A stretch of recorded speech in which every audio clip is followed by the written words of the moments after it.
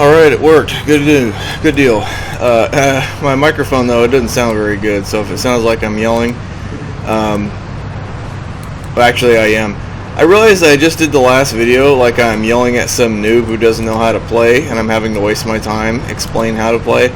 It's probably not the right attitude, but it's just going to be the attitude that I take, I guess. I've earned it from more than a year of having to deal with trolls and noobs. I'll try to tone it down, though. I'm not going to make this some Starcraft 2 ASMR bullcrap. Okay, so, alright, I want to get back to the units. I haven't even got past the Marine yet. I haven't even finished the Marine. Okay. Wow, that sounded bad. Alright. So, the Marine, 2 damage. He has 2 attacks. His close range, which is fully automatic, and his longer range, which means he's like aiming, you know, at range 5, and he misses. Very cost-efficient unit. You want to get that weapons upgrade most of the time, almost every time, once you can afford the gas. When you train a Marine, you get a whole group of them, as you saw in the last video.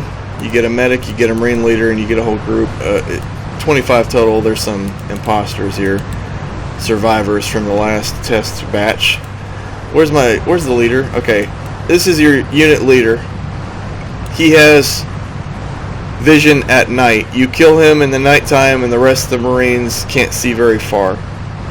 So that's something to think about. Smoke grenade. This is one of my favorite noob abilities because they don't know how it works, so I'm going to explain that right now. So a smoke grenade in Modern Warfare, and I do need to say I was in the Army, I was in the infantry, I did have to learn about all this stuff. This is not just stuff I just read about on Wikipedia, this is actually stuff I actually was trained how to do. Smoke grenades are basically used to conceal fire so you can move. So for example, in like a real world example, let me get these guys somewhere else. Let's say that auto turret is a bad guy. And all you guys get out of the way. Okay. Let's say, actually, the auto turret is a bad example because it does some splash damage, so this isn't actually a great example. But let's just say you had some shooters over here, right? Some riflemen, whatever. So what you would do in the real world is you would throw smoke here, and you're going to want, if you want to get from here to here, you're throwing smoke so they can't aim at you and they can't hit you while you're moving from here to here. That's basically what smoke would be used for in the real world. It kind of works that way also in this. It blocks line of sight. This isn't, you can't see it right now. Because, in fact, let me go out here so you can see it. That would probably be a better demonstration.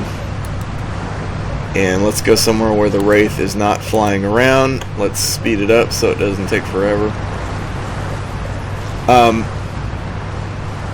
Smoke blocks all ranged damage in and out. While in a smoke cloud, you can't aim at targets out because you can't see them, and targets cannot aim at you while in the cloud because they cannot see you. However, splash damage and melee damage still does damage. Okay, but range damage, like just Marines shooting at Marines, doesn't do damage. No damage in, no damage out. This is used to move, basically. That's what smoke is used for. So let's go. Okay, so you can see how their vision is ending out here, and let's throw another smoke at the we'll put it right here. And notice how you can't see now. In fact, let me move around so you can see how the field of view, or I'm sorry, the fog of war, it's like there's this object right here. It's because that's what smoke does now. While you're in this smoke cloud, 85% chance of missing. It's not 100%, it's 85%. So if Marines are in this cloud and they're being shot at by the same number of Marines outside of this cloud, 85% of those attacks are not going to hit them. 15% will. Splash damage will still hit them. So units that do splash damage are still going to hit them. It's basically just a way. It's a realism thing. Smoke grenades are real. I admit, I don't use it a lot. If I was in a situation where I could just immediately think, oh man, throw a smoke, run, I would do it. But most of the time, I don't use it. I don't use it. Everything in this mod doesn't have to be super useful, by the way. It was added, this was just added because in the real world, infantry units throw smoke. That's just a thing they can do. So it was added because of realism. it doesn't have to be super useful. That's the assumption. A lot of Blizzard players, when I say Blizzard player from here on out, what I mean is people who play like Starcraft 2 vanilla, who've been terribly, terribly rotted in their brain in terms of how they play, how they think games are, I had one guy tell me one time, he's like, this game just lasted more than 30 minutes, fail. And I'm like, where is the law written that a game can't last more than 30 minutes? In fact, the best games last more than 30 minutes. The worst games are just 20 minutes. You wasted all your time building up for some cheap win. I remember Starcraft 1, and those were the worst games. The ones that would last 15 or 20 minutes, and then for some guy to lose because he did one little thing wrong, boom, now he's dead. In my opinion, those are boring games. The best games are the ones that last more than 30 minutes. So I remember when he said, it wasn't all he said. He said, this is all pretty cool and all, but 30 minutes fail. Like, to me, I was just amazed at how this guy literally took all of his game design lessons from just Blizzard Entertainment, and that is so sad. That is so sad, because Blizzard makes some of the worst games nowadays. And so for him to say, oh, well, games are supposed to only be 30 minutes, and that's it. There's no law that says that, okay? And if you're playing StarCraft 2 Hardcore, you better clear about as much time as a movie takes, because some of these games can go on past an hour. It's just how it plays out sometimes. Okay, back to what I was saying. The smoke grenade, it's not this super powerful thing. It was just added for realism. That's it. And some of these other abilities are the same way. I might not use them hardly at all. And it doesn't mean they're bad, and it doesn't mean they should be removed. It's just something you can do. There's just a lot of new things you can do in this mod if you think on your feet. And I'm really impressed sometimes when I see other players just use some of these abilities that I don't even really use much. They use these abilities really well, and I'm like, that was really cool. Like one thing, for example, this isn't something that I really saw a player do, that I did do one time, it was a Terran versus Terran, I believe, and it was Marines shooting at Marines, and I was like, you know what, screw this, I'm going to just throw a smoke, and in the cloud, I'm going to just plant my demolition charge here on this bunker, and that's it. I had nothing else. I had no Stinger rocket launchers. I had nothing to crack these bunkers, and the Marines weren't getting through, obviously. So I just threw a smoke and did that, because all he had was Marines. He didn't have anything else. He didn't have auto turrets, nothing else. So that was a time where smoke actually really worked out. The Marines come with a medic, and yes, the medic will someday get a flare gun like StarCraft 1. It's just so low priority right now. So at nighttime, and it'll be used for nighttime, and she'll shoot a flare. It'd be basically like a very, very small scale comm scan. She'll shoot a flare into an area, and it'll reveal an area. And I could actually, now that I talk about it, I could probably finish that in like an hour if I really took the time. Right now I'm making a tutorial. There's other things, bigger things I'm working on. That poor medic just never gets her flare, her flare gun. She's like, never work on it. One of these afternoons I had to do it. She basically heals, and she heals at a more reasonable rate. In StarCraft 1, it was insane. It was virtually invincibility if you had a bunch of medics healing each other. It was stupid. She now heals at a much slower. In fact, let's damage somebody. In fact, let me think how I'm going to damage somebody without killing them. It's so easy to kill these little units now. Gonna attack him. Oh, he's dead. I forgot that there. Okay, he's down to 3. She's gonna start healing him. 4, 5. So basically, when a medic is in a group, she will eventually get around to healing the whole group after about a minute or two or whatever. But she does not instantly heal units now, or have more healing power than a gun has killing power. That is the stupidest thing. This is a realism mod. She should not be healing faster than a machine gun can kill, period. And that's it. It's a realism mod. She can still heal a whole unit, so you don't have to look at all these injured guys the whole time. It's a nice compromise between being ultra realistic and between being totally silly. So she does heal, but she doesn't heal so fast that she just make 100 medics and watch them heal themselves instantly, and you just can't kill them unless you storm them or something. I couldn't get over that in StarCraft 1. In Brood Wars, I couldn't. The medic was just so ridiculous.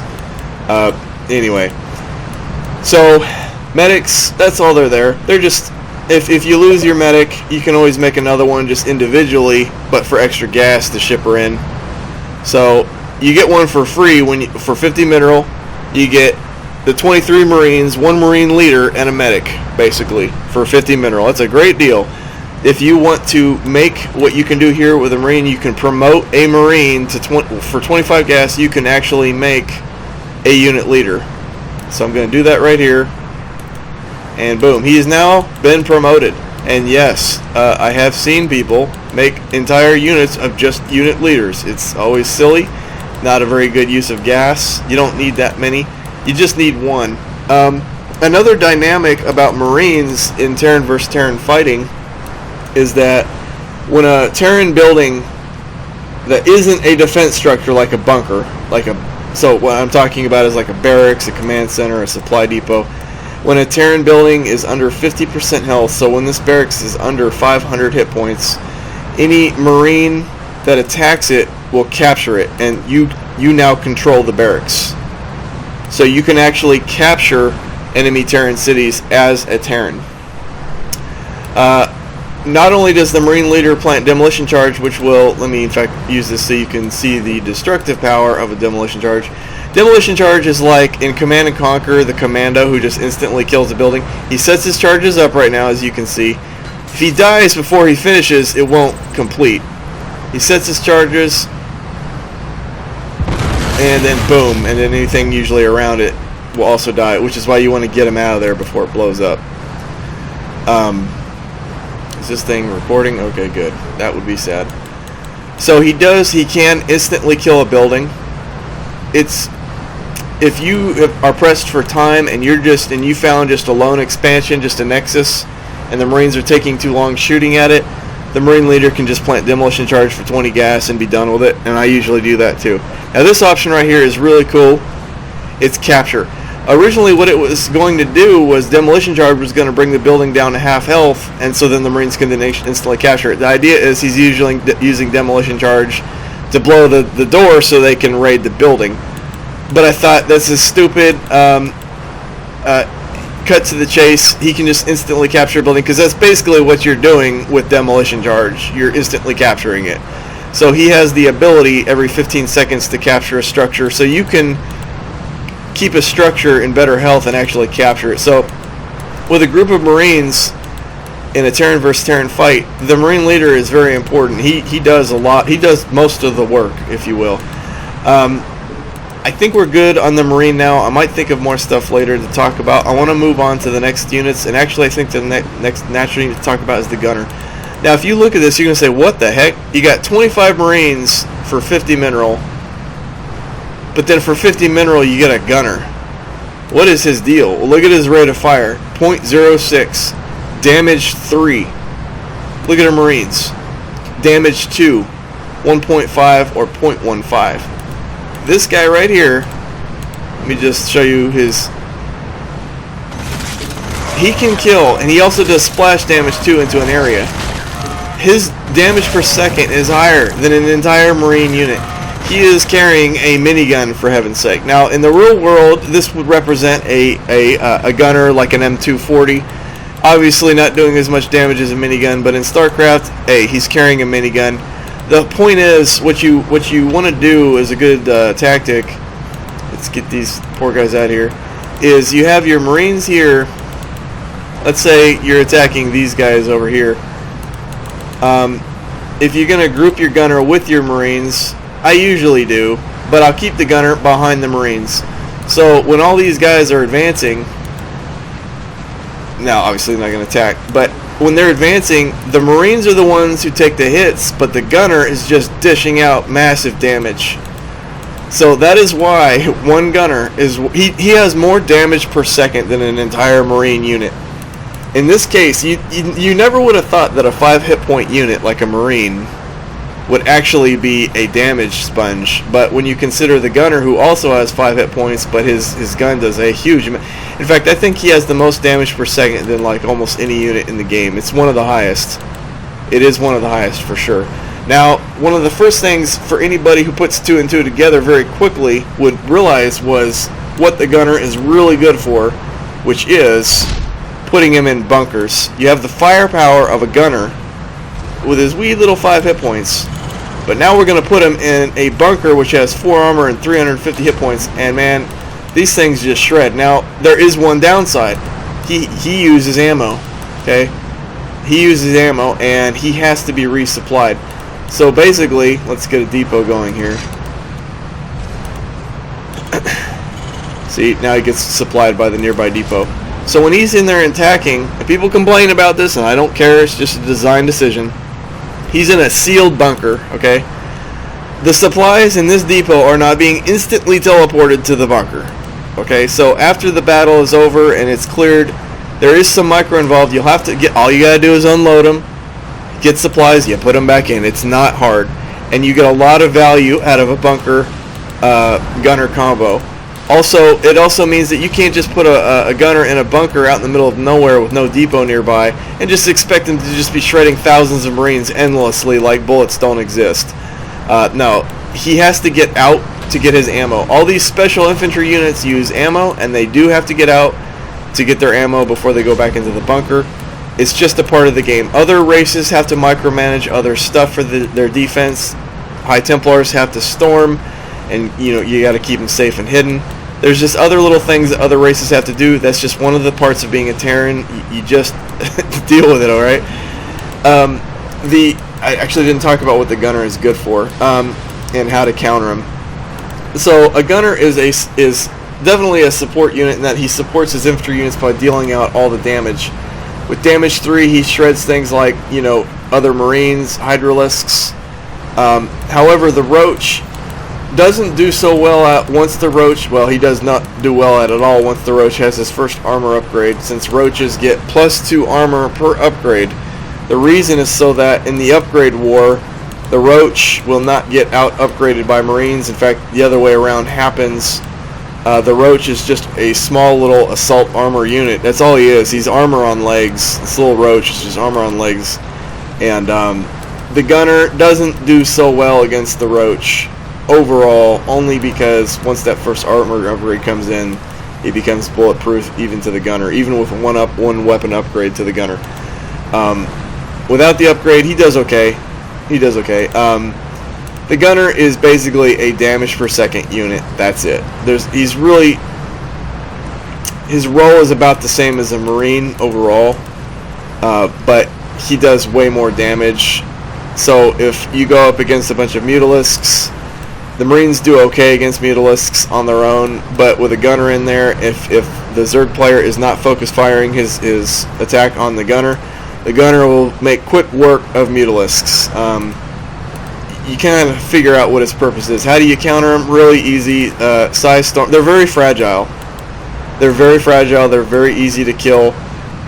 Size Storm, which also counters Marines, definitely counters gunners. If all a player did was make gunners, and if I was Terran, I would make grenade turrets. In fact, let me show you what a grenade turret is. Man, why, Blizzard, why, with your stupid stalemate rules? I'm doing a tutorial here, you jerks.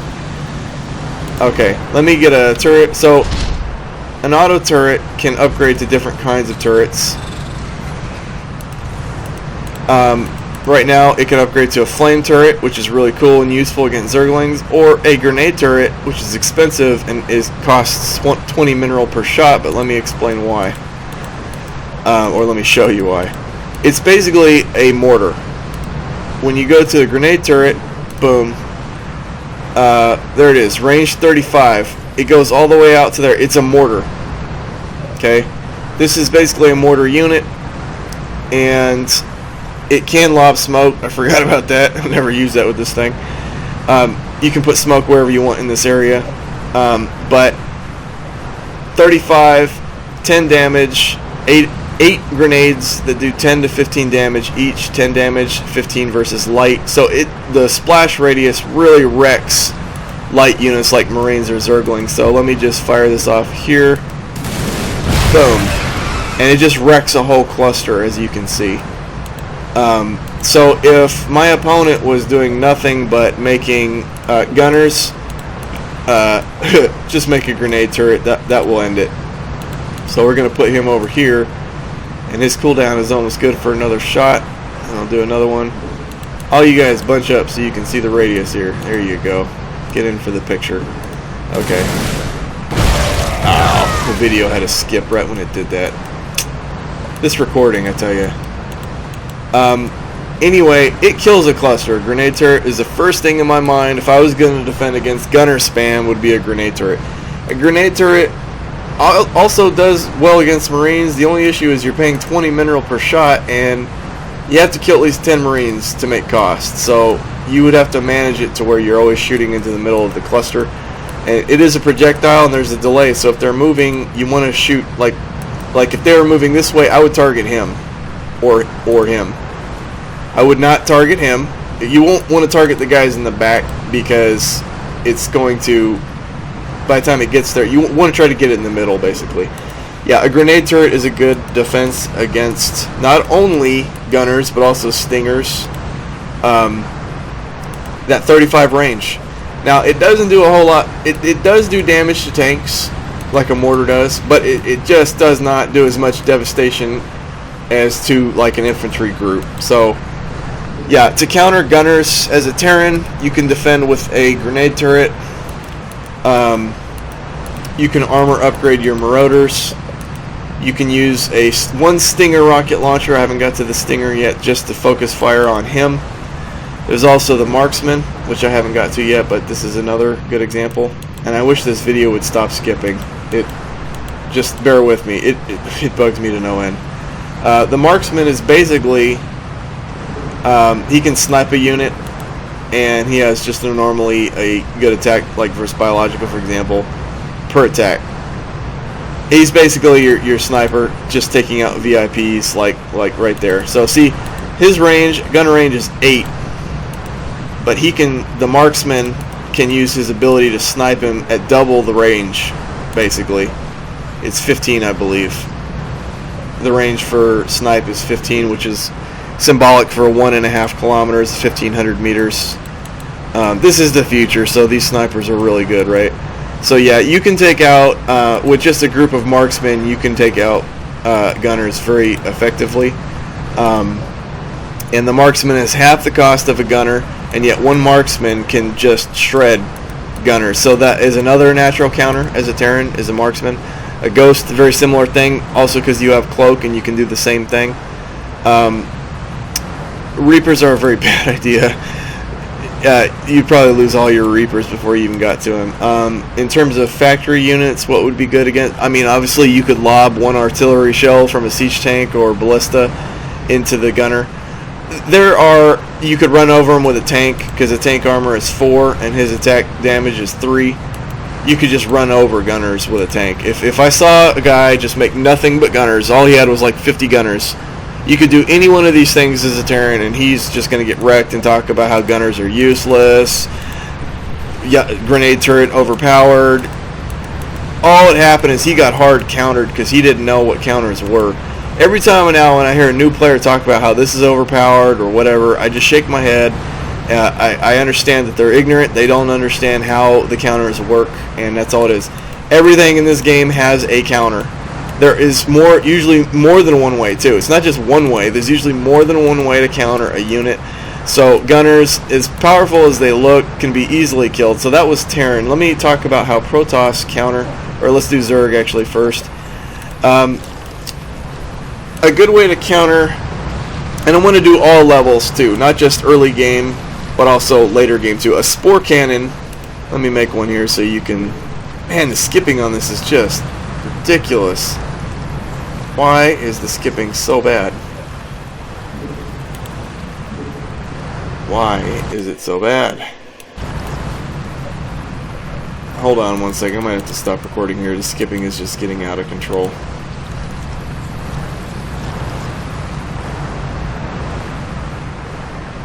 Nope, it's not.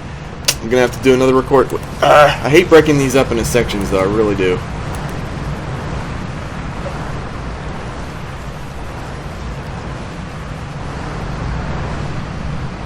I mean, and now it kind of stops skipping now that I say that. Okay, I'll build a structure, dang you. So, spore cannon, and then it starts skipping now. Why? Oh, you gotta be kidding me. So a spore cannon is basically like a siege tank for the Zerg. It has 110 range. It doesn't move, obviously. It's a structure. and its acid is just vile. In fact, let me demonstrate on these poor Marines. And I'm going to have to, after this, I'm probably going to just stop and try to figure out how to help this skipping, because this is ridiculous. Okay, so I'm going to tell the spore cannon to attack. There's a group right here so you can see. Normally it shoots from much further, so it looks better, the arc. Boom. Okay, yeah, you just melt a whole cluster of infantry, and it will just, if it hits like a tank directly, that tank is screwed. And anything around it is going to melt for minutes. It has the worst melt in the game.